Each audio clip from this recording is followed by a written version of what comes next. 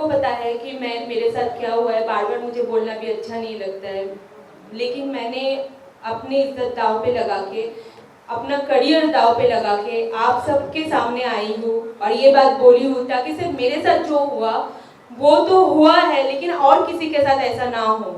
और मेरी एक रिक्वेस्ट है, अगर किसी के साथ भी ऐसा होता है कि डर के, मैं जैसे डर गई थी, आप लोग डरो मत, सामने आओ, बोलो और इसका प्रतिवाद करो और आगे बोलो, अपना जो हक है वो ज़रूर लेना। थैंक टू रामदास अथरेले जी जो मेरे साथ खड़े हुए हैं, I am so grateful to him. मेरे लॉयर है, हमेशा मेरे साथ रहते हैं। आज मुझे, मैं जो साहस जुटा के आपके सामने बोल रही हूँ, ये साहस हर लड़की के साथ अंदर होना चाहिए और वो साहस लेके आपके साथ कुछ भी गलत होता है उसके लिए आवाज़ उठाओ और सामने आओ, डर के मत बैठे रहो। मेरा एक रिक्वेस्ट है, please. See, Mumbai has been very well known for protecting women, and मैं इतने सालों से मुंबई में हूँ, हमेशा सेफ फील की हूँ मुंबई में।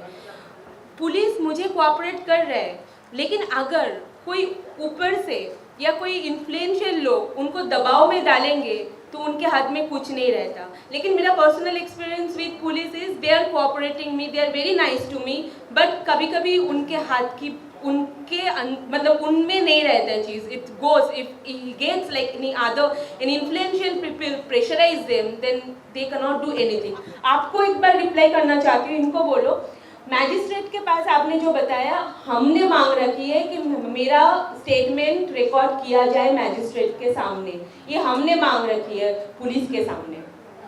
बट आपको लग रहा है पॉलिटिकल प्रेशर है पुलिस पे, इसलिए एक्शन नहीं? देखिए, मुझे तो ये समझ में नहीं आ रहा है, जब 376 लगा हुआ है तो अभी तक एक्यूज्ड जेल में क्यों नहीं है? वो खुल रहा है और मैं सुबह से रात तक कभी हॉस्पिटल में, कभी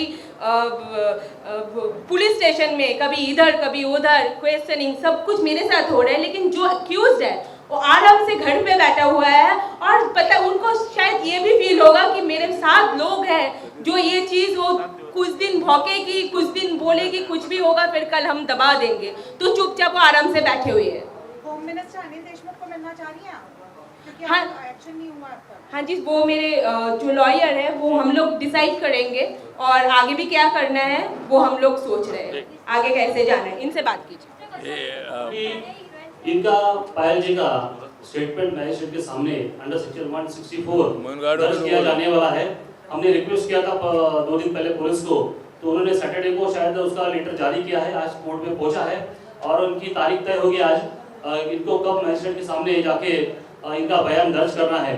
हम अभी 22 तारीख को हमने एफआईआर दर्ज की थी बलात्कार की, और उसके बाद दूसरे दिन पंचनामा वगैरह सब इन्वेस्टिगेशन चालू हुआ, लेकिन हमने शुरुआती तौर पे मैंने कहा था कि हम पुलिस को सिर्फ 7 दिन का टाइम देंगे, 7 दिन का समय सफिशिएंट होता है पुलिस को इन्वेस्टिगेशन करने के लिए और आरोपी को गिरफ्तार करने के लिए। हम लगातार मांग कर रहे हैं। अभी 3-4 दिन जब एफआईआर हुआ उसके 3-4 दिन के बाद हम तब तक चुप रह बैठे हैं, लेकिन अभी समय खत्म हो गया, 7 दिन हो गया, आज 6वां दिन है, कल 7वां दिन है। हमने पुलिस को बोला था, लगातार बोल रहे हैं कि उसको गिरफ्तार करो, पायल की जिंदगी खतरे में है। उन्होंने ट्वीट किया था कुछ दिन पहले, ट्वीट के जरिए उन्होंने कहा था कि अगर मेरी बॉडी लटकी जाती है तो उसको आत्महत्या नहीं माना जाए, उसको खून माना जाए, ऐसा कहा था। यानी कि उसको इतना डर लग रहा है बाहर घूमने के लिए। मैं भी उनके साथ घूमता हूँ, मेरी भी जान को खतरा है, ऐसा उन्होंने कहा था बीच में। मैं भी फील कर रहा हूँ। मैं मेरे बॉडीगार्ड लेके आया हूँ आज, पर्सनल बॉडीगार्ड। अगर सरकार अभी हमारी मांग एक्सेप्ट करके देती है तो हम बाहर निकल सकते हैं, जो भी कानूनी कार्रवाई है हम कर सकते हैं। पुलिस सही तरह से इन्वेस्टिगेशन नहीं करेगी तो मैं बॉम्बे हाई कोर्ट जाऊंगा, प्रॉपर डायरेक्शन ले लूंगा इन्वेस्टिगेशन के लिए। नहीं तो हमारे पास दूसरा जो ऑप्शन है, दूसरा सीबीआई के पास इंक्वायरी के लिए, वो भी हम जा सकते हैं। सर जी ने, आठवले साहब ने अभी तो थोड़ी देर पहले बोला हमें थोड़ा वेट करना चाहिए कि पुलिस क्या कर रही है, थोड़ा समय देना चाहिए, क्योंकि 6 दिन हुआ है, थोड़ा सफिशिएंट रिजनेबल टाइम हम उनको देंगे तो उसके बाद पता चलेगा पुलिस क्या कर रही है। हम ये चाहते हैं कि जल्द से जल्द आरोपी को गिरफ्तार करके जेल में डालना चाहिए। जैसा पायल जी ने थोड़ी देर पहले कहा था कि मैं करे जुटाकर, यानी कि मैं धैर्य जुटाकर अभी सामने आई हूँ, मेरा करियर दांव पे लगा है, शायद इसके बाद उनका करियर का क्या होगा उसे उनको भी पता नहीं।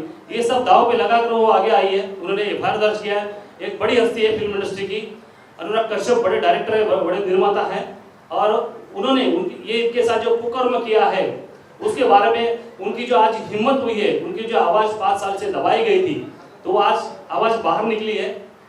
तो आज इस आवाज़ को बुलंद होना चाहिए और उन्होंने आह्वान किया था सारी महिलाओं को कि जो भी सारी महिला है जो मीटू मूवमेंट के बाद जब जा गई थी, जिनके साथ अच्छा अत्याचार हुआ था तो सामने आ रही थी, लेकिन ये पुलिस का ऐसा बर्ताव या ऐसी असफलता ये पुलिस केस में अगर मिलती है तो कोई भी महिला सामने नहीं आएगी, क्योंकि उनको मालूम है एक तो उनकी शिकायत दर्ज नहीं की जाएगी, अगर शिकायत दर्ज भी हुई तो पुलिस उसमें गिरफ्तारी नहीं करेगी, अगर गिरफ्तार भी किए तो सबूत नहीं जुटा पाएंगे, बाद में एक केस को आरोपी को क्लीन चिट मिलता है, समरी रिपोर्ट भी यानी बी क्लासिफिकेशन या सी क्लासिफिकेशन कोर्ट में फाइल होता है, आरोपी बेदिक्कत निकल जाता है और उसके खिलाफ कोई एक्शन होती नहीं। तो ये काम होता है पुलिस एजेंसी का कि जब कोई शिकायत करता महिला सामने आए उसको सही तरह से उसके रिस्पेक्ट के साथ उसके साथ बात करें, उसकी शिकायत दर्ज करें। आप मीडिया कर्मियों ने सब हमारे मित्र हैं, आपने देखा होगा पहले दिन जब पुलिस थाने ओशीवाला थाने में हम गए थे, उस तरह उस दिन पुलिस कैसे बर्ताव कर रही थी। इतने रात को 2 बजे तक हमको बिठा के रखा, उस दिन भी हमको हरेसमेंट हुआ था।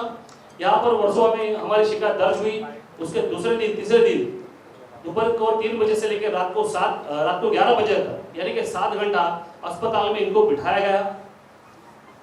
वो उस दिन काफी नहीं हुआ तो दूसरे दिन इनको फिर से बुलाया, फिर 7 घंटा बिठा के रखा।